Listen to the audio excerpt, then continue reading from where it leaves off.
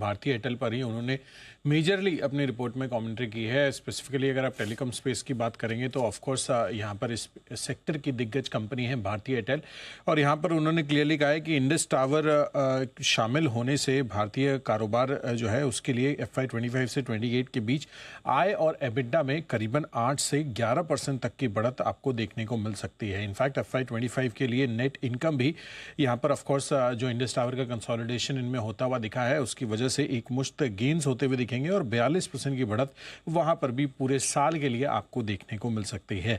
यही नहीं, भारतीय कारोबार में फ्री कैश फ्लो जो है वो उसकी जनरेशन भी बेहतर होती हुई दिख रही है, और उससे शेयर होल्डर्स पे आउट है ये भी बढ़ने की उम्मीद लगाकर चल रहा है गोल्डमैन सैक्स। इनफैक्ट एयरटेल अफ्रीका में जो अतिरिक्त 5% स्टेक लेने का इनका जो नज़रिया है उस चीज़ को ध्यान में रखते हुए कैपिटल एलोकेशन को लेकर थोड़ी कंसर्न्स हैं, लेकिन जो निवेशक हैं वो उनका ये मानना है कि उनको भारतीय कारोबार में अगर और फर्दर इन्वेस्टमेंट्स होती है तो अर्निंग्स विजिबिलिटी और ग्रोथ के लिहाज से इनको ये कारोबार में अगर ज़्यादा पैसा डलता है तो निवेशकों को ज़्यादा पसंद आएगा। इनफैक्ट डेटा सेंटर जैसे एसेट्स में कंसोलिडेशन होने से भी निवेशकों को ये स्टेप भी काफ़ी पसंद आ सकता है, ऐसा गोल्डमैन सैक्स का मानना है। और इसी वजह से उन्होंने भारतीय एयरटेल पर खरीदारी की राय बरकरार रखते हुए लक्ष्य बढ़ा दिए हैं। 1695 से अब 1780 रुपये के टारगेट्स देते हुए दिख रहे हैं। दूसरी तरफ इंडस टावर पर इन्होंने बिकवाली की राय बरकरार रखी है और लक्ष्य 350 से घटाकर 330 रुपये के कर दिए हैं। लेकिन ऑल इन ऑल अगर आप इस पूरी रिपोर्ट को देखेंगे तो उसमें टेलीकॉम स्पेस में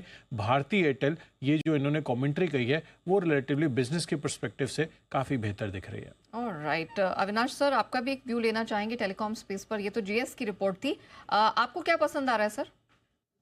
नहीं, मुझे लग रहा है कि देखिए भारतीय एयरटेल टेलीकॉम स्पेस में सबसे वेल पोजीशन्ड है, क्योंकि जिस प्रकार की कंपटीशन पिछले 2-3 साल में थी वो अभी रुक गई है। अभी प्राइसिंग पावर वापस इंडस्ट्री में आ चुका है, और ये क्लियरली कंपनी के मैनेजमेंट ने भी कहा है कि आगे चल के वो आरपूस में और अच्छा ग्रोथ देखने की पॉसिबिलिटी देख रहे हैं, क्योंकि आरपूस अगर बढ़ते हैं तो उसका सीधा इम्पैक्ट इनकी कंपनी के प्रॉफिटेबिलिटी पे आएगा। मुझे लग रहा है कि टेलीकॉम स्पेस एक बहुत मैच्योर स्पेस है, लेकिन बहुत ही कॉन्सेंट्रेटेड स्पेस है, क्योंकि अभी सिर्फ 2 बड़े प्लेयर्स हैं, जियो और भारती एयरटेल। मुझे लगता है वोडाफोन में तो सब्सक्राइबर बेस धीरे-धीरे कम हो रहा है, लॉसेस भी बढ़ रहे हैं। तो डेफिनिटली जिनको लंबी अवधि के लिए टेलीकॉम में एक्सपोज़र लेना है, अगर साल डेढ़ साल का नज़रिया है, तो मुझे लगता है कि 5G का जो रोल आउट पूरी तरह से होगा, तो definitely Bharti Airtel will be big beneficiary. तो डेफिनिटली ये बाय ऑन डिक्लाइन का एक अच्छा काउंटर बन सकता है।